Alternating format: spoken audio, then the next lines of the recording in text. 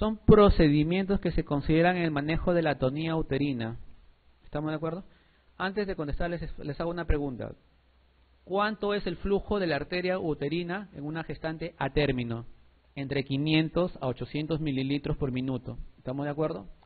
En la atonía uterina, en la verdadera atonía uterina, sangra el lecho placentario, donde estuvo la placenta, ¿sí o no? En un minuto, ¿cuánto sangraría esa mujer? 500, 800.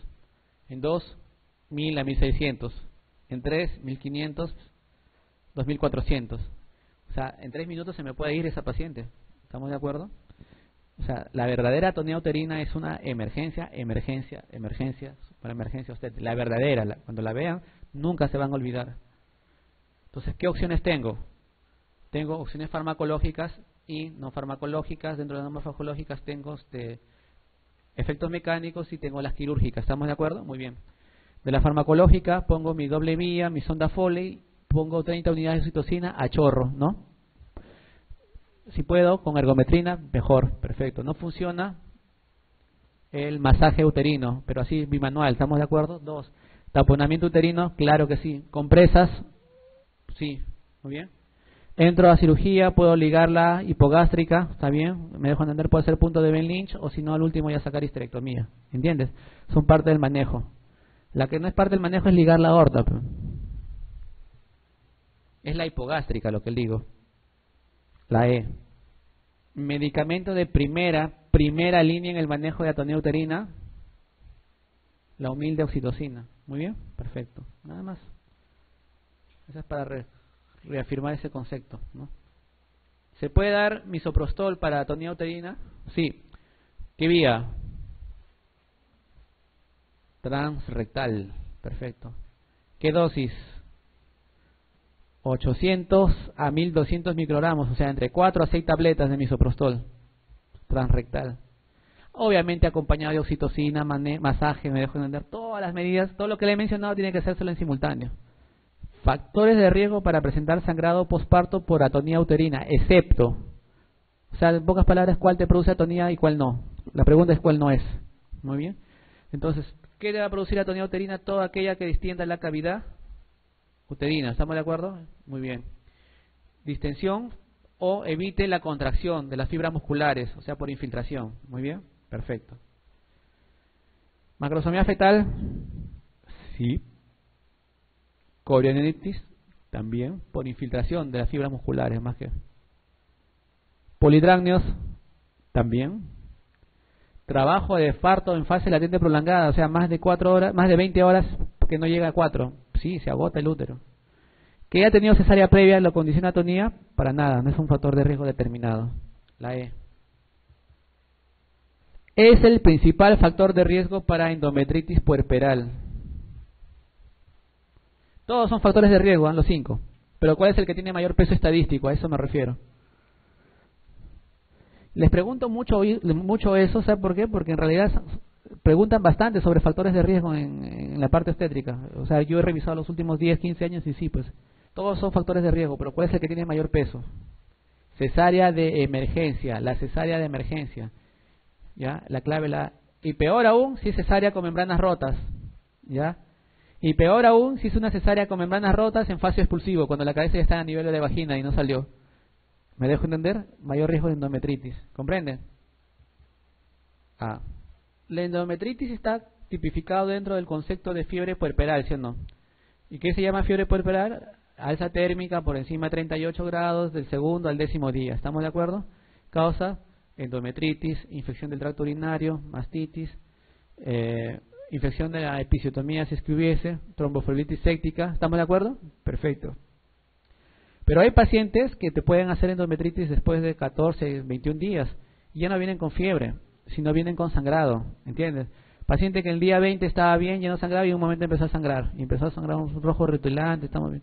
Y por ahí le hacen una ecografía y encuentran una pequeña manchita, no hay restos y la alegran a la pobre pacientita. No sé si me dejo entender.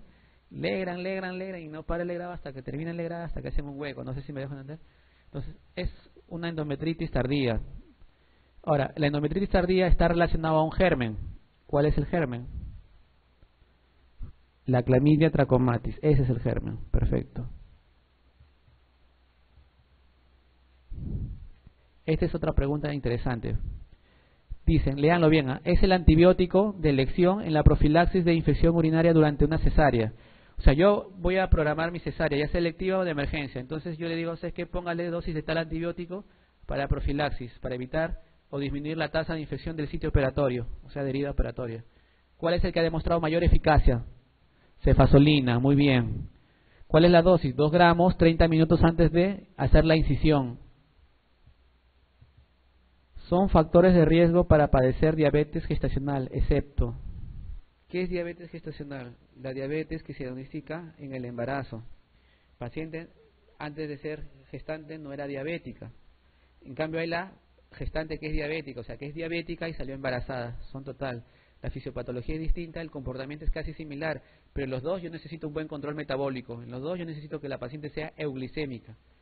¿Qué pasa en una diabética que sale gestando y no tiene un buen control metabólico en el primer trimestre? ¿Qué puede ocasionar? Malformaciones, muy bien. ¿Qué tipo de malformaciones?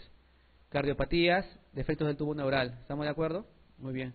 Y en una gestación avanzada, que no haya un buen control metabólico que puede producir muerte súbita fetal. ¿Estamos de acuerdo?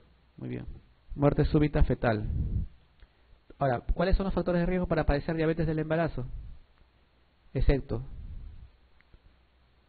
que tú tengas abortos a repetición como antecedente obstétrico, ¿puede llevarte a una diabetes en un embarazo que logre avanzar? Sí, ya, sí, es positivo. Historia familiar de diabetes especiales y familiar de primer grado también es correcto. Muy bien. Historia obesidad, sí. Que has tenido un óbito fetal súbitamente, también. La clave es la A. Es edad mayor de 25 años, es el factor de riesgo, lo contemplan así las guías. ¿Por qué las madres diabéticas, sus bebés pueden hacer distocia de hombros, a pesar de que tengan bebés que no son macrosómicos? ¿Ah? No tanto esos. Lo que pasa es que se ha visto que los hijos de madres diabéticas, los fetos de madre diabética, tienen el diámetro biacromial más grande que los no diabéticos, o sea, tienen los hombros más anchos, no sé si me dejan entender, tienen comparativamente. Entonces eso aumenta el riesgo de que hagan distocia de hombros al momento del trabajo de parto.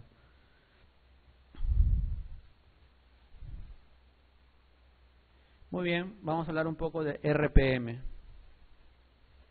¿Qué significa? Disrupción de la membrana amniótica con pérdida de líquido amniótico antes del inicio del trabajo de parto. ¿Estamos de acuerdo? Ese es el RPM. El RPM puede ser con edad gestacional a término o con edad gestacional pretérmino. ¿Estamos de acuerdo? Muy bien. Y cada uno tiene su manejo. Acá la pregunta es, ¿a cuál le doy antibiótico en RPM y cuál no? La pregunta es, ¿cuál no le doy antibiótico? Porque no está indicado, obviamente. A ver, si yo tengo una mujer que en su embarazo, en las últimas 4 o 6 semanas, tiene un cultivo positivo para estreptococo, beta, ¿conviene darle antibióticos? Sí, sí conviene darle antibióticos. Sí hay ruptura de membranas, porque el perineo está colonizado. ¿Entiende? Muy bien. Si una gestante que tiene RPM y durante el trabajo de parto hace fiebre mayor de 38 grados, sí, también conviene antibióticos, darle antibiótico-terapia. A todo RPM pretérmino, sí, ni bien hace el RPM pretérmino se produce la ruptura, se inicia antibióticos. ¿Y cuál es el antibiótico de elección en el RPM pretérmino? En el pretérmino, sí, una combinación de ampicilina más eritromicina, perfecto. Ampicilina para el Streptococcus galactiae, para la Listeria monocytogenes y la eritromicina para los gérmenes atípicos, que son frecuentes en los pretérminos. ¿Estamos de acuerdo? Sí es. En las gestaciones a término, el RPM se recomienda cuando es mayor de 16 a 18 horas. Ahí se recomienda usar antibióticos, la primera dosis.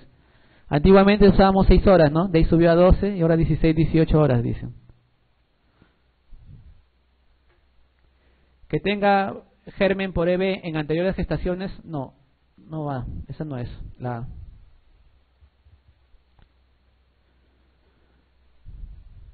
Doctor, ¿y cómo es el manejo del RPM? A ver, muy bien, les dije, depende de la edad gestacional, ¿estamos de acuerdo? Muy bien.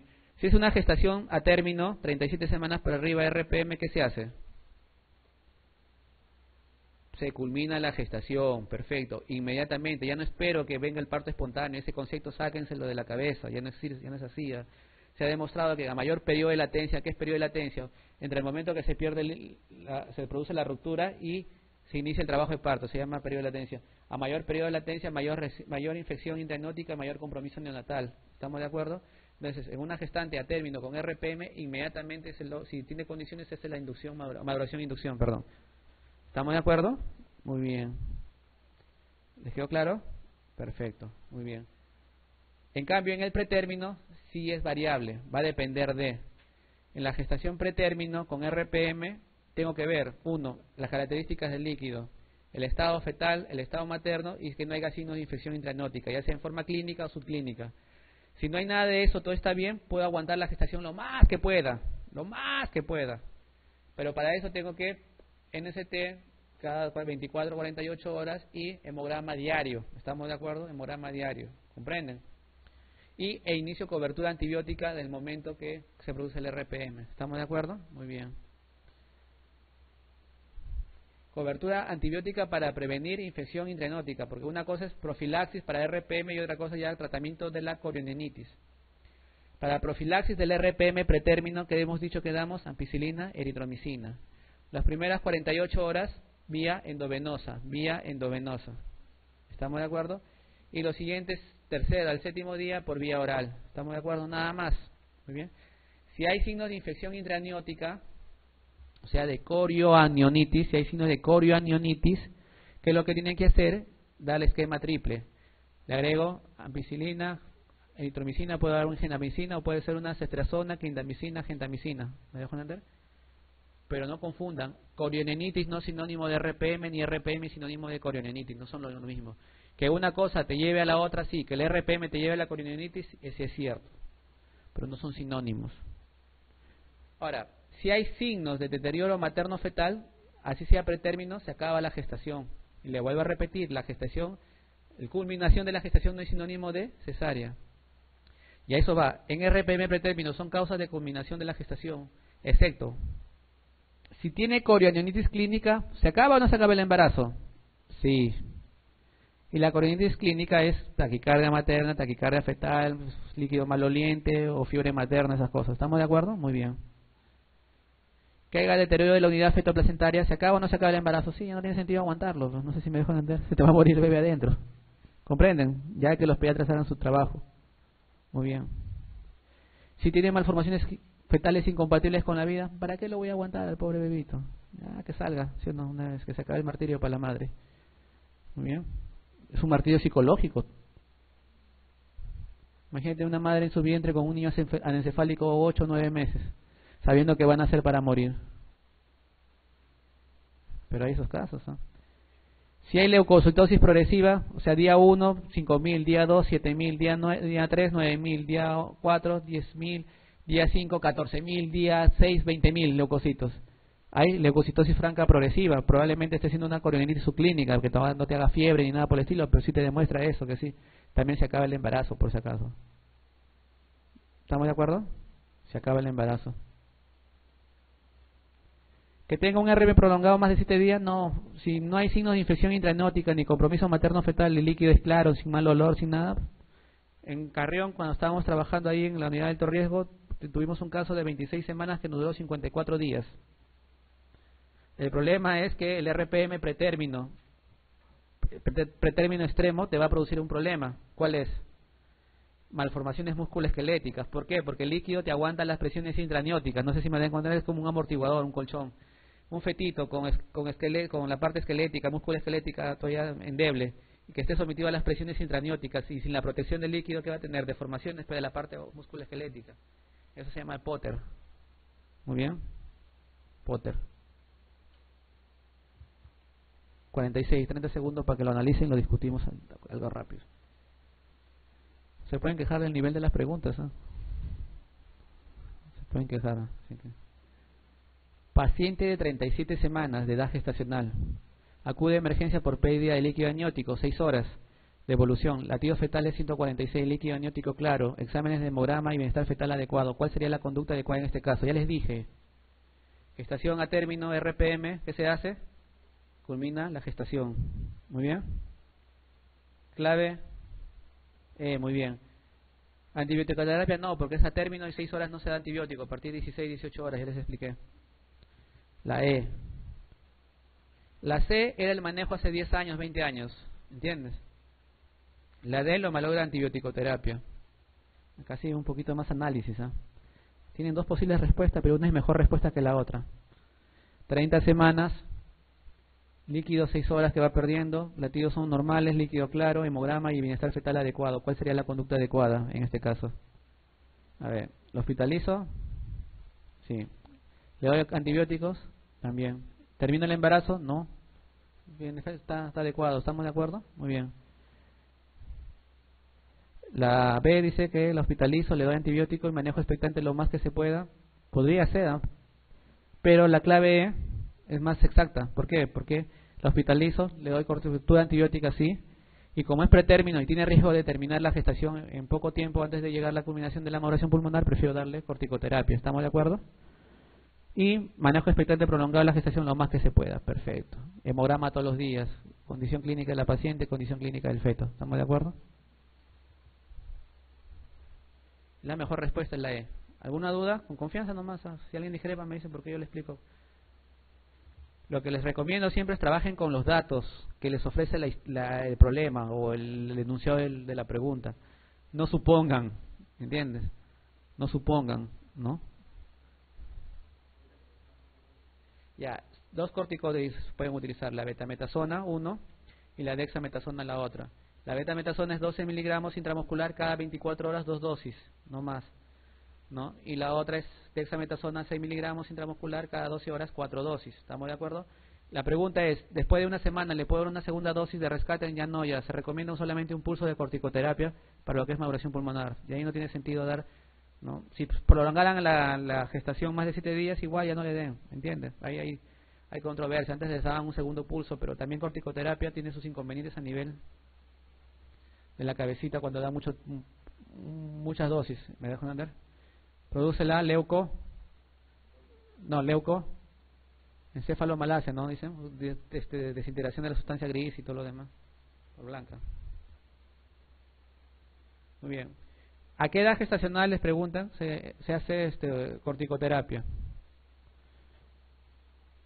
Muy bien, después de las 24 semanas, o sea, la clave, y hasta las 34, ¿estamos? Clave E. 34 con 6 días, dicen algunos, ¿no? La E, muy bien. Esta es una chiquita, no creo que les pregunten más de esto, ¿ya? Lo más que le pueden preguntar es esto, o sea, por una cuestión estadística. En relación a los gemelos unidos, la mayoría es de la variedad. Gemelos unidos, siameses, monstruos dobles, gemelos fraternos, cualquiera de los sinónimos. ¿Qué se produce cuando la división cigótica se da después del día 12? Acuérdense, ¿no? Se quedan, ya, muy bien. La variedad más común es el tóraco-pago, tórax con tórax. Ya nada más eso, ya no quiero que haga mayor detalle en ese sentido. Este sí es una pregunta muy buena. Requiere mucha lectura, ¿no? Por si acaso, y que se las expliquen, ¿no? RCU pretérmino. Analicen la pregunta, RCU pretérmino. Tengo una gestante de 30 semanas, pero el bebito parece de 24 o 26 semanas. No sé si me dejo entender. Por eco precoz tengo 30, 31 semanas, pero edad gestacional es 26 semanas. Entonces, la pregunta es, ¿en qué momento lo saco? Si lo saco antes, muy pequeño, por bajo peso, se me puede morir, no puede sobrevivir a nivel de lo que es cuidados neonatales. Si lo difiero mucho, puede que se ovite en el intraútero. ¿Me dejo entender? Entonces, la idea es sacarlo en el momento preciso. ¿Estamos de acuerdo? Entonces, en el pretérmino usan el Doppler. ¿Estamos de acuerdo? El Doppler para decir en este momento lo saco. Y del Doppler valoran un parámetro para decir si lo saco sí o sí en este momento. Porque en 12, 24 horas si no lo saco ese bebito se me ovita. ¿Entiendes? ¿Cuál es? No es esa. ¿Ya ves? Ductus, muy bien. El ductus venoso. Entonces en la mañana me preguntó un colega de ustedes con mucha propiedad, me dijo, doctor, ¿y por qué no es la cerebral media de la arteria umbilical? ¿No? Que es mucho más, que tiene que ver con la función placentaria. Está bien, le digo, habla del pretérmino, y el pretérmino te dice, buscas el sinónimo más ominoso, donde haya ya daño hemodinámico que tienes que sacarlo, y es el ductus venoso. Si yo tuviera un RCU a término, por ejemplo, uno de 37 semanas que parece uno de 30, basta con la arteria umbilical, el primer daño, yo lo saco, me dejo entender, pero en el pretérmino trato de diferir lo más que pueda y sacarlo en el momento preciso para que tenga una opción de sobrevida a nivel neonatal y dos, no presente muchas secuelas cuando crezca. No sé si me dejo entender. Perfecto. El ductus venoso. Sí.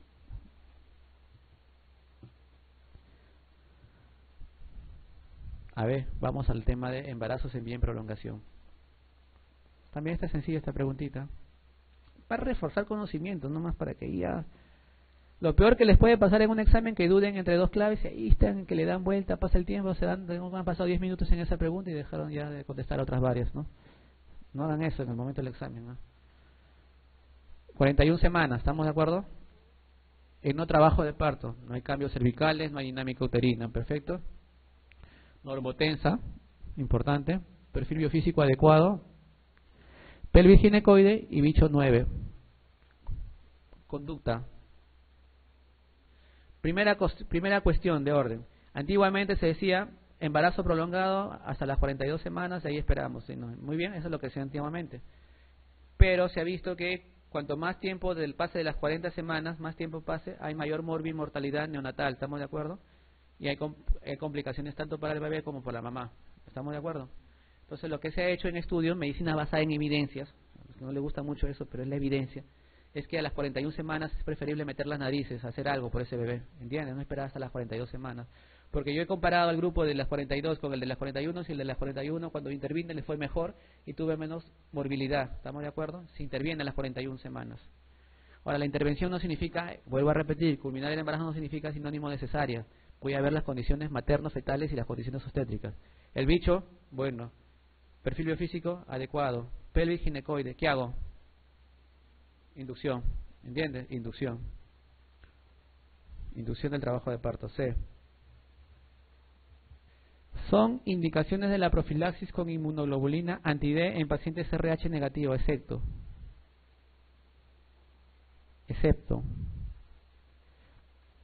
¿Cómo se produce el tema de la isoinmunización RH? Mamá, RH negativa. Bebé, posibilidad de que sea RH positivo. ¿Estamos de acuerdo? Muy bien.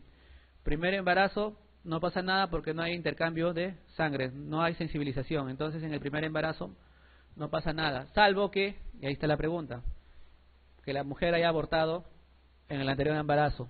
Ahí sí vale la pena que le hayan puesto profilaxis. ¿Estamos de acuerdo? Aborto. Que haya tenido un ectópico, también. Que le hayan hecho una amniocentesis para diagnosticar una neoploidía, por ejemplo. Hay intercambio de fluidos también, sensibilización. ¿Está bien?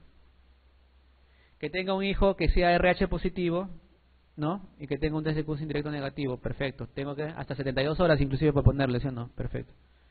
Pero si es una gestante RH negativo con test de Coons indirecto positivo, ¿ya conviene ponerle vacunas? No, porque ya creó anticuerpos. No sé si me dejo entender. No va. La D. Fármaco que ha demostrado ser útil en prevenir parto pretérmino en pacientes que tuvieron antecedentes parto pretérmino. ¿A qué me refiero? A ver, les planteo así. Tercigesta, muy bien.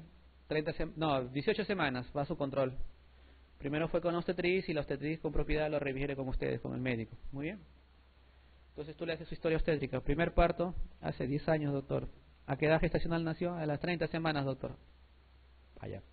Segundo parto, hace 5 años, doctor. ¿A qué edad gestacional nació? A 33 semanas. O sea, tiene 2 partos pretérminos esa gestante. O sea, tiene un antecedente previo de parto pretérmino. ¿Entiendes?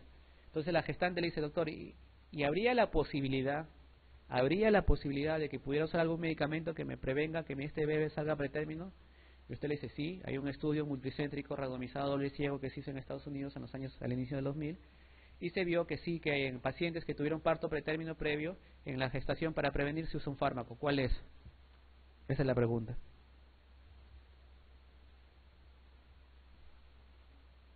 No. La indometacina es un tocolítico que se da antes de las 32 semanas. Este fármaco lo doy desde el momento que sé que está gestando 12 semanas más o menos hasta las 34 semanas, que es lo que más o menos mantiene el protocolo, ¿no? Sulfato de magnesio, ya les he dicho en la clase anterior, es un profiláctico de convulsiones y también es un neuroprotector cerebral. Hemos quedado ya, les quedó concepto, muy bien. Nifedipina es un tocolítico, un antihipertensivo, nada más, pero no. Caproato de progesterona, muy bien, perfecto. ¿Ya? Pero doctor, acá en Perú no hay progesterona de caproato, porque ese es en ampolla, en inyectable. Contamos con la progesterona microgenizada, ¿no? El geslutín, ¿se puede utilizar? Sí, se puede utilizar. Su equivalente es más o menos 200 miligramos cada 8 horas, más o menos, durante todo el embarazo. ¿Estamos de acuerdo? Ah, muy bien, perfecto. Es un estudio de bioequivalencia que se hizo en Argentina, un investigador que se llama Fonseca y demostró que sí es útil. ¿Estamos de acuerdo? Muy bien. Doctor, ¿y hay otra condición donde podemos prevenir parto pretérmino? Claro, si es una primigesta, y yo a las 18 semanas, por eso a todas primigestas, 18, 22 semanas, longitud cervical a todas, ¿entienden? Entonces, si yo veo que tengo cervix corto, esa paciente también por cervix corto tiene riesgo de parto pretérmino, sí. ¿Puede ser útil de progesterona? Sí, también. En esos dos grupos poblacionales, nada más. ¿Entiendes? En nadie más. En la que tuvo el parto pretérmino previo y en la que tiene cervix corto al momento de su ovulación entre las 18 y 22 semanas. Muy bien. Caproato de progesterona. Sí. El caproato sí. Ya, vamos un poco al tema ecográfico. Acá sí volamos un poquito. ¿Por qué meto tema ecográfico? Porque ya están tocando temas ecográficos en el examen, pues, ¿no? Creo que les vino el signo de Landa esa vez en el examen de la residencia, he visto por ahí revisado. Nunca pensé que iban a tocar ecografía, ¿no? Pero ya empezaron a tocar, entonces hay que estar preparado para todo, ¿no? Muy bien. Signo ecográfico, el limón y la banana, ¿dónde se asocia? Si les así les van a preguntar puntual, si es que le preguntan, así que memorícense nomás, no hagan mucho, no quieran ni profundizar más en el tema, no les queda mucho tiempo, tienen muchos temas que abarcar, así que... Defectos del tubo neural. C.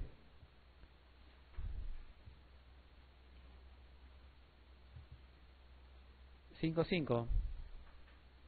En relación a la detección prenatal de defectos congénitos, ¿cuál es el que representa mayor dificultad en su diagnóstico? ¿Qué quiere decir? Que es difícil de diagnosticar inclusive en personal entrenado experto. ¿Cuáles son? Cardiopatías. Perfecto, cardiopatías. No, el defecto del tubo neural es lo más sencillo, ¿eh? Hacen un corte longitudinal, sagital de la columna y ahí tienen que aparecer. No se hagan problemas. En la pared abdominal, espina bífida o mielomeningocele o meningoceles, ¿no? Pared abdominal, gastrosquisis, también. En corte transversal, tienen que ver la integridad de la pared abdominal. Si no ven falta solución de continuidad y encima ven los intestinos saliéndose o algún órgano, ya hicieron el diagnóstico. No hay mucho problema. Ven, hace un corte sagital transversal, tienen que ver los riñones, ¿no? Si no ven alteraciones renales, también sencillo. Defecto musculoesquelético, igualito, el pie God, el pie displasias neurotafóricas son fáciles de diagnosticar. El tema es la cardiopatía congénita, ese sí, ¿no? Tiene más de 25 cortes el corazón y hay que tener mucho entrenamiento para eso, y inclusive en personal de entrenamiento se les puede ir un 25% del diagnóstico. Sí. CID, CIB, transposición de grandes vasos. No sé si me dejo entender.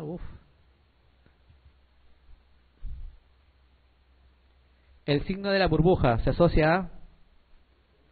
Ya, muy bien, chicos, basta. Me han dictado mis clases, ¿eh? Me han usurpado. La B, muy bien. Este es otro interesante. La ausencia de cámara gástrica en la evaluación ecográfica fetal se asocia... Que tú veas, hagas la cavidad abdominal, la circunferencia abdominal. Tienes que ver la cámara gástrica, sí o sí. Si no hay cámara gástrica, esperas unos 10, 15 minutos, algo está pasando. Vuelves a repetir en una hora, no encuentras cámara gástrica y hay polidranios encima. ¿Qué sospecho? Atresia esofágica, muy bien.